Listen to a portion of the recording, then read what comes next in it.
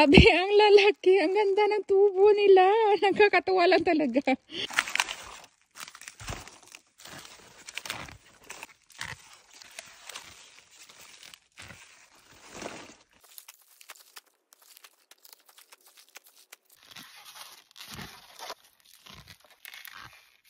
yung mga pinakamalaki.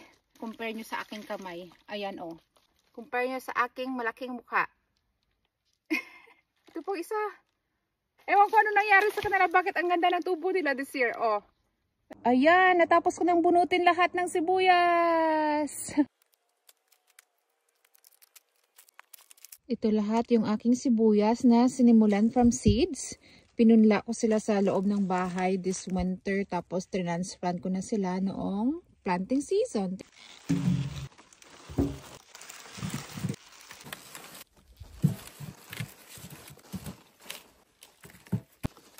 Ito naman yung mga maliliit na variety.